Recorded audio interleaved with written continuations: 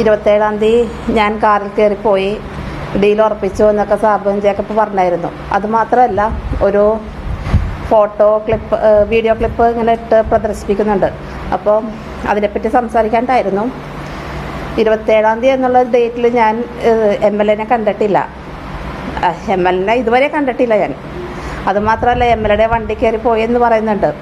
അങ്ങനെയാണെങ്കിൽ അവിടെ CCTVയും മറ്റുള്ള ആളുകളുണ്ടാവും, കടക്കാരൊക്കെ ഉണ്ടാവും. അപ്പോൾ അവർക്കൊക്കെ അറിയാൻ പറ്റും ഞാൻ അകത്ത് കയറിയിട്ടുണ്ടോ, പോയിട്ടുണ്ടോ, ഞാൻ ആ സമയത്ത് അവിടെ വന്നിട്ടുണ്ടോ എന്നൊക്കെ ഉള്ളത്.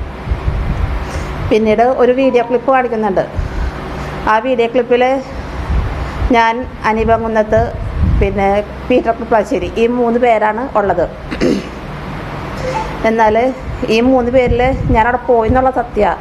എൻ്റെ ലോൺ അദാലത്തിൽ കിടക്കുക. അപ്പോൾ ഞാൻ ഒപ്പിട്ട് കൊടുത്തിട്ടുണ്ടായിരുന്നു ഒരു വക്കീലിന്.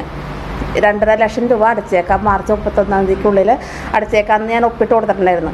അപ്പോൾ അത് അടക്കാൻ എനിക്ക് കയ്യിൽ പൈസ ഉണ്ടായിരുന്നില്ല. ഞാൻ കേരള ഗ്രാമീൺ ബാങ്കിൽ നിന്ന് ഓവർ ഡ്രാഫ്റ്റായിട്ട് ഒരു 2 ലക്ഷം രൂപ എടുത്തിട്ടുണ്ട്. പിന്നെ മുത്തൂറ്റിന്ന് ഒരു 50,000 രൂപ എടുത്തിട്ടുണ്ട്. അപ്പോൾ ഈ പൈസയെ കൊണ്ട് അടക്കാമെന്നുള്ള ഇതിലാണ് ഞാനവിടെ പോയത്. പക്ഷേ ആ പൈസയെ കൊണ്ട് എനിക്ക് അടക്കാൻ പറ്റിയില്ല. അപ്പോൾ അത് പറയാൻ വേണ്ടി ഞാനവിടെ പോയതാണ്. അങ്ങനെ പോയ സമയത്ത് എൻ്റെ ഹസ്ബൻഡിൻ്റെ കളിക്കൂട്ടുകാരനാണ് പീറ്റർ ജോസഫ്. അപ്പോൾ ഈ പീറ്ററേട്ടൻ അത് മാത്രമല്ല, ഞങ്ങളുടെ ഒരു ഫാമിലി ഫ്രണ്ട് കൂടിയാണ്. അപ്പോൾ ഈ ചേട്ടനെ കണ്ടപ്പോൾ ഞാൻ സംസാരിച്ചു. ഇടയ്ക്ക് അനീബൻ കുന്നത്ത് വന്നു എന്നോട് സംസാരിച്ചു.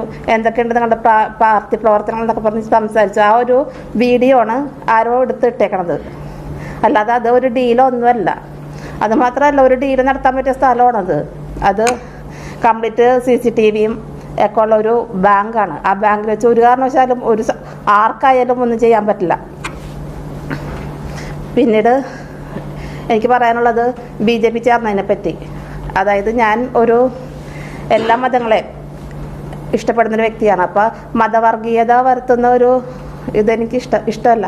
അതുകൊണ്ട് മാത്രമാണ് ഞാൻ BJPയിലേക്ക് പോകാത്തതും അതിനെ എതിർക്കുന്നതും. ഞാൻ സാബു ജേക്കബ് BJPയിലേക്ക് പോയത് എന്തിനാണെന്ന് ചോദിച്ചപ്പോൾ സാബു ജേക്കബിൻ്റെ മറുപടി ഇതായിരുന്നു എന്നോട് പറഞ്ഞത്. അതായത് എന്നെ ഭീഷണിപ്പെടുത്തിയെന്ന് ഞാൻ പറഞ്ഞല്ലോ, ആ സമയത്താണ് ഇത് ചോദിച്ചപ്പോൾ പറഞ്ഞത്, ഞാൻ 2020 നിങ്ങൾക്ക് ഏൽപ്പിച്ചു തരാം, നിങ്ങൾക്ക് നടത്താൻ പറ്റുമെന്ന് ചോദിച്ചു. അപ്പോൾ ഞാൻ ഒന്നും മിണ്ടാതിരുന്നപ്പോൾ എന്നോട് പറഞ്ഞ്, ഞാൻ ആദ്യം കോൺഗ്രസ്സുകാരുടെ അടുത്ത് പോയിട്ട് അവരെ ഞങ്ങളെ 2020 അംഗീകരിച്ചില്ല, എടുത്തുമില്ല. അതുകൊണ്ടാണ് ഞാൻ BJPയിലേക്ക് പോയത്. അഥവാ ഇനി കോൺഗ്രസിലേക്ക് പോകണമെങ്കിൽ, കേന്ദ്രത്തിലെ കോൺഗ്രസ് ഭരണം ഏറ്റെടുക്കുകയാണെങ്കിൽ ഞാൻ കോൺഗ്രസിലേക്ക് പോകും, അന്ന് നിങ്ങൾ ഞങ്ങളുടെ കൂടെ ഉണ്ടാവും എന്നാണ് സാബു ജേക്കബ് എന്നോട് അന്ന് പറഞ്ഞത്. ആ ഒരു ഇതുണ്ട്. പിന്നെ പറയാനുള്ള എന്താണ്, ഈ ബാബു ദിവാകരനെ എടുത്തത് ഞങ്ങളോട് ആരോടും ഒരു ചർച്ചയും ചെയ്യാതെയാണ്. ഈ മണ്ഡലത്തിൽ നിൽക്കാൻ ആളുണ്ടായിരുന്നില്ല. അതുകൊണ്ട് അടൂരിലെ മുനിസിപ്പൽ ചെയർമാനെ വില കൊടുത്ത് വാങ്ങിച്ചതാണ്. ഞങ്ങളോട് ആരോടും ഒരു തീരുമാനം ഒന്നും എടുക്കാതെ. BJP പോയതും അതുപോലെ തന്നെയാണ്. ഞങ്ങളോട് ആരോടും ഒരു തീരുമാനം എടുക്കാതെ പെട്ടെന്ന് ഒരു പത്രസമ്മേളനം നടത്തി അതിലേക്ക് എടുക്കുകയും ചെയ്തത്. സത്യം പറഞ്ഞാൽ 1 രൂപ പോലും ഞാൻ ആരുടെ നിന്നും വാങ്ങിക്കുകയില്ല. എനിക്ക് ഒരു ശമ്പളം നിശ്ചയിച്ചിട്ടുണ്ട്, 30,000 രൂപ മാസം. ആ ശമ്പളം പോലും വേണ്ടാന്ന് വെച്ചിട്ട്, അതായത് ആ ശമ്പളവും പഞ്ചായത്തിൻ്റെ ഓണറേറിയം ഉണ്ടെങ്കിൽ എനിക്ക് എൻ്റെ കടങ്ങൾ നിസ്സാരമായിട്ട് വീട്ടാൻ പറ്റും. പക്ഷേ ഇതുപോലും ഉപേക്ഷിച്ചിട്ട് ഞാൻ പോകുന്നത് എൻ്റെ ജീവൻ കൊതിച്ചിട്ടാണ്. എന്നെ ഭയങ്കര ടോർച്ചറിങ് ആയിരുന്നു ഇവർ. ഈ നിമിഷം എനിക്ക് ഇവിടെ ഇരിക്കാൻ ഭയങ്കര പേടിയാണ്. കാരണം വെച്ചാൽ എനിക്കൊരു വിറവലൊക്കെ ഉണ്ട്. അവർ എന്നെ ഇൻഡയറക്റ്റായിട്ട് കൊന്നുകളയെന്നുള്ള ഇതിലാണ് പറഞ്ഞത്. അതുമാത്രമല്ല, അവരുടെ കോർഡിനേറ്റർമാർ വിളിക്കും, ഒരു 11:15 വിളിച്ചിട്ട് പറയും 11:30 കൃത്യം ഗിറ്റക്സിലെത്തണം, എത്തിയില്ലെങ്കിൽ ശരിയാവില്ല, 11:30 എത്താൻ പറയും. നമ്മളിവിടുന്ന് 2 വീലർ ഓടിച്ച് ഭയങ്കര കഷ്ടപ്പെട്ട് അത്രയും ദൂരം, 1 മണിക്കൂർ ദൂരമുണ്ട്. ആ ദൂരം പോയിട്ട് ചെല്ലുമ്പോൾ പറയണത്, നിങ്ങൾ പഞ്ചായത്ത് കമ്മിറ്റിയിലെ അജണ്ടകൾ എന്തുകൊണ്ട് ഞങ്ങൾക്ക് അയച്ചു തന്നില്ല, എന്തുകൊണ്ട് ഞങ്ങളോട് ചർച്ച ചെയ്തില്ല, അങ്ങനെയുള്ള ചോദ്യങ്ങളും ഒക്കെയാണ്. ഒരുപാട് വഴക്കുകളൊക്കെ പറയാറുണ്ട് അവർ. അതായത് മാനസികമായിട്ട് ഒരുപാട് പീഡിപ്പിക്കും. ഇതുകൊണ്ടാണ് ഞാൻ ഇതിൽ നിന്ന് പിന്മാറാൻ കാരണം. എനിക്ക് ഡിപ്രഷൻ്റെ വക്ക് വരെ എത്തിയായിരുന്നു. ഇതിൽ ഞാൻ തുടർന്ന് പോയാലും ഞാൻ ആത്മഹത്യ ചെയ്യേണ്ട ഒരു അവസ്ഥ വന്നാനെ. ആ അവസ്ഥ ഇല്ലാതിരിക്കാൻ വേണ്ടിയാണ് ഞാൻ ഇത് വേണ്ടെന്ന് വെച്ച് രാജിവെച്ചത്. എൻ്റെ ജീവന ഭീഷണിയുണ്ട്. കാരണം വേറെ ഒന്നുമല്ല, എനിക്ക് ഇയാൾ പറഞ്ഞത് ഒരു മെമ്പർ രാജിവെച്ച് പോയിട്ട് സ്കൂൾ ബസ് ഇടിച്ചിട്ട് ഒരു പോറൽ പോലും ഏൽക്കാതെ മരിച്ചു, കുടുംബം നശിച്ചു പോയി എന്നാണ്. അപ്പോൾ ആ ഒരു ഗതി എനിക്ക് വരുത്തതെന്ന് പറയുമ്പോൾ എൻ്റെ ജീവന് ഭീഷണിയാണ് അത്. എനിക്ക് സത്യം പറഞ്ഞാൽ പേടിയാണ്, ജീവിക്കാൻ ഇപ്പം പേടിയുണ്ട്. എൻ്റെ കുടുംബത്തിനോ എനിക്കോ എന്തെങ്കിലും പറ്റിപ്പോകുന്നുള്ളൊരു പേടിയുണ്ട്. 7 ലക്ഷം രൂപ ബാങ്കിൽ അടച്ചു തീർത്തു, ഇല്ല, എൻ്റെ ലോൺ തീർന്നിട്ടില്ല. എനിക്ക് 7 ലക്ഷം രൂപ അല്ല, 8 ലക്ഷത്തി സംതിങ് രൂപയുണ്ട് എനിക്ക് ലോൺ. അത് തീർന്നിട്ടില്ല, തീർത്തിട്ടുമില്ല. ഇവിടെ സൊസൈറ്റി ഇവിടെ അടുത്താണ്, നിങ്ങൾക്ക് പോയി അതിൻ്റെ ഡീറ്റെയിൽസ് എടുക്കാൻ പറ്റും. അദാലത്ത് വിളിച്ചിട്ട് 2-3 പ്രാവശ്യം ഞാൻ പോയിട്ടുണ്ട്. ഈ കഴിഞ്ഞ പ്രാവശ്യം പോയായിരുന്നു.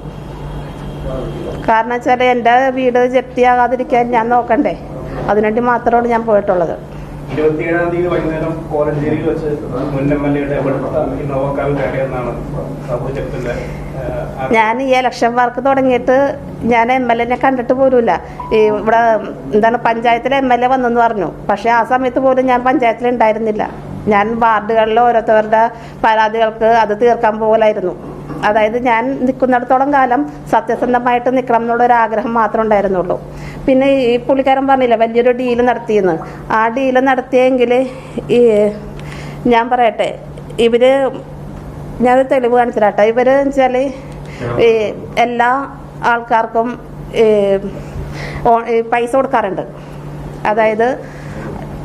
കൊടുക്കാറുണ്ട്. അതായത് നമ്മൾ വീടുകൾ കയറൂലേ, കയറുമ്പോൾ 15 രൂപ 15,000 രൂപ വെച്ച് എല്ലാ സ്ഥാനാർത്ഥികൾക്കും കൊടുക്കാറുണ്ട് വീട് കയറുന്നതിന്.